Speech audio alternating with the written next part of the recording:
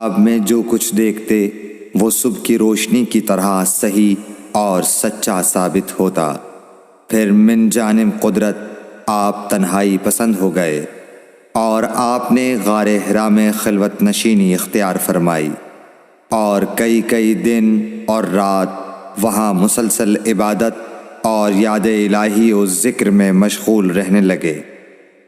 جب تک گھر آنے کو دل نہ چاہتا توشہ ہمراہ لیے ہوئے وہاں رہتے۔ توشہ ختم ہونے پر ہی اہلیہ محترمہ حضرت خدیجہ رضی اللہ تعالی عنہا کے پاس تشریف لاتے اور کچھ توشہ ہمراہ لے کر پھر وہاں جا کر خلوت گزین ہو جاتے۔ یہی طریقہ جاری رہا یہاں تک کہ آپ پر حق منکشف ہو گیا اور آپ غار حرا ہی میں قیام پذیر تھے کہ اچانک حضرت جبرائیل علیہ السلام آپ کے پاس حاضر ہوئے اور کہنے لگے کہ اے محمد پڑھو۔ آپ فرماتے ہیں کہ میں نے کہا کہ میں پڑھنا نہیں جانتا۔ آپ صلی اللہ علیہ وسلم فرماتے ہیں کہ فرشتے نے مجھے پکڑ کر اتنے زور سے بھینچا کہ میری طاقت جواب دے گئی، پھر مجھے چھوڑ کر کہا پڑھو۔ میں نے پھر وہی جواب دیا کہ میں پڑھا ہوا نہیں ہوں۔ اس فرشتے نے مجھ کو نہایت ہی زور سے بھینچا کہ مجھ کو سخت تکلیف محسوس ہوئی، پھر اس نے کہا کہ پڑھ۔ میں نے کہا میں پڑھا ہوا نہیں ہوں۔ فرشتے نے تیسری بار مجھ کو پکڑا اور تیسری مرتبہ پھر مجھ کو بھینچا، پھر مجھے چھوڑ دیا اور کہنے لگا کہ پڑھو اپنے رب کے نام کی مدد سے جس نے پیدا کیا اور انسان کو خون کی پھٹکی سے بنایا۔ پڑھو اور آپ کا رب بہت ہی مہربانیاں کرنے والا ہے۔ بس یہی آیتیں آپ حضرت جبرائیل علیہ السلام سے سن کر اس حال میں غار حرا سے واپس ہوئے کہ آپ کا دل اس انوکھے واقعے سے کانپ رہا تھا۔ آپ حضرت خدیجہ کے ہاں تشریف لائے اور فرمایا کہ مجھے کمبل اوڑھا دو، مجھے کمبل اوڑھا دو۔ لوگوں نے آپ کو کمبل اوڑھا دیا۔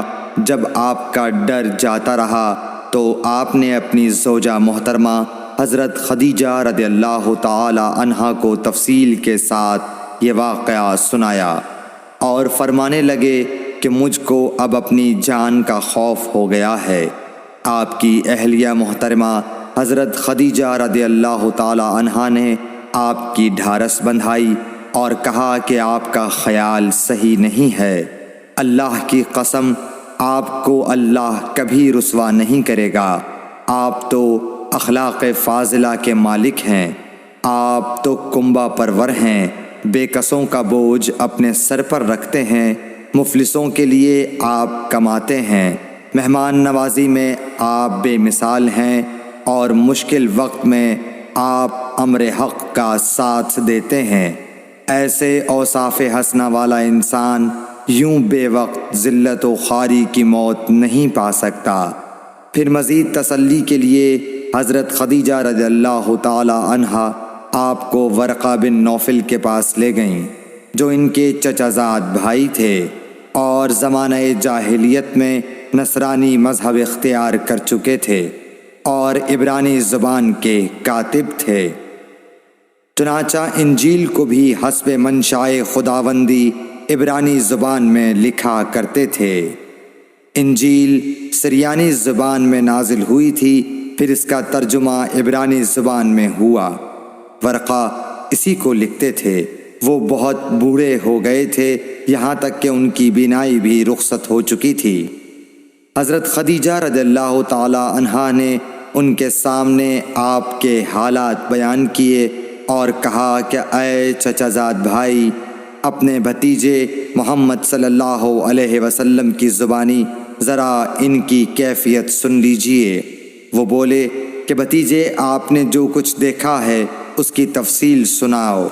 چنانچہ آپ صلی اللہ علیہ وآلہ وسلم نے از اول تا آخر پورا واقعہ سنایا، جسے سن کر ورقہ بے اختیار ہو کر بول اٹھے کہ یہ تو وہی ناموس معزز رازدان فرشتہ ہے جسے اللہ نے حضرت موسیٰ علیہ السلام پر وحی دے کر بھیجا تھا۔ کاش میں آپ کے اس عہد نبوت کے شروع ہونے پر جواں عمر ہوتا، کاش میں اس وقت تک زندہ رہتا جب کہ آپ کی قوم آپ کو اس شہر سے نکال دے گی۔ رسول کریم صلی اللہ علیہ وآلہ وسلم نے یہ سن کر تعجب سے پوچھا کہ کیا وہ لوگ مجھ کو نکال دیں گے، حالانکہ میں تو ان میں صادق و امین و مقبول ہوں؟ ورقہ بولا، ہاں یہ سب کچھ سچ ہے، مگر جو شخص بھی آپ کی طرح امر حق لے کر آیا لوگ اس کے دشمن ہی ہو گئے ہیں۔